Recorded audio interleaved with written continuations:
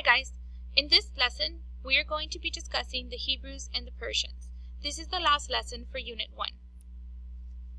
Today we will be identifying the impact of political and legal ideas that are contained in the Jewish Ten Commandments, and we will also be describing the historical origins, central ideas, and spread of Judaism and the development of monotheism.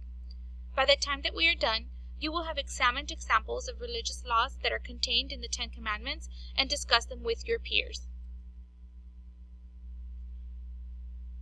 So the ancient Hebrews are also known as the Israelites. They are located south of the Phoenicians, so in the area of Mesopotamia. This is the region where they originated, which is present-day Israel, Lebanon, and Jordan. This civilization was deeply influenced by Mesopotamia and Egypt because they are very close in proximity. The people from this area developed a new religion known as Judaism. This is the first and oldest monotheistic religion in the world. That means that they believe in only one universal God. This God is an invisible force that is very powerful and demands proper moral conduct from the people who follow him. Judaism is the basis for later religions. Christianity and Islam are going to branch out of Judaism. In fact, the Old Testament, which is the Jewish holy book, also is part of the Christian Bible.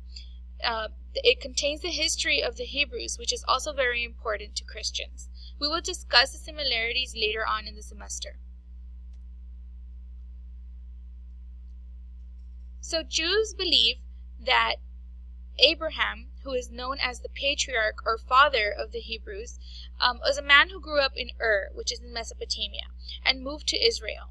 They believe that he received a message from God and made a promise to follow only him, which means that he became monotheistic, and that began Judaism.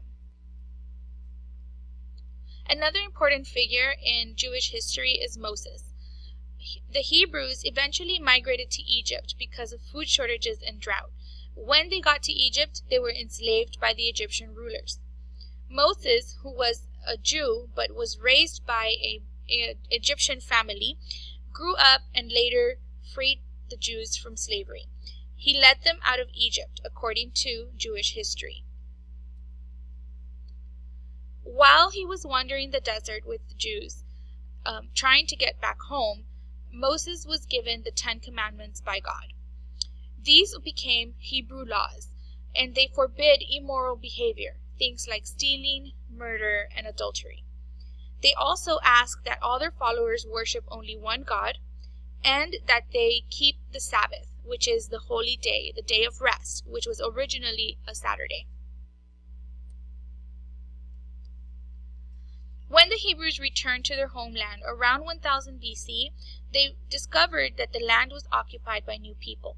So a series of wars were fought, and eventually they reclaimed their land.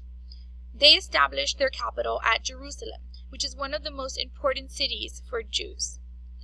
In this city, they built a temple to worship God. And that brings us to the journal entry for today.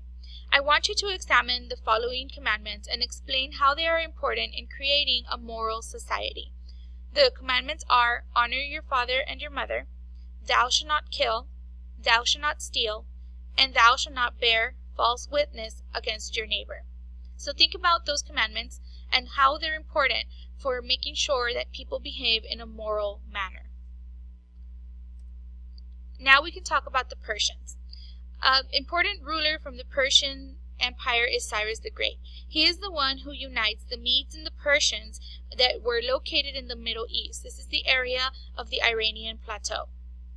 He is important because he greatly expands his empire through military conquest. One of his successors, Darius the Great, unified the empire further. He also made it more practical to collect taxes from provinces. Persians developed a new type of religion. It's called Zoroastrianism, and it was introduced by a religious leader named Zoroaster. They believe in two gods, so they are not monotheistic, they are polytheistic. Right? There is two gods. One is the God of truth, light and goodness, and the other is the God of darkness and evil. Their main belief system says that the universe is a battleground between these two gods. They're always fighting each other. They also have a belief in the afterlife, similar to Jews at the time. They do believe in heaven and hell. Some of the accomplishments of the Persians include creating one of the very first money economies. Darius encouraged using coins instead of grains for barter, and he also improved trade. During Darius's reign, roads were greatly improved to travel throughout the entire empire. They used gravel and stone to make the roads, and they also unified the empire. Darius also created a postal service, which allowed for far regions to communicate with one another. And that brings us to the end of the presentation. If you have any questions, please let me know when you get to class, and thank you for watching.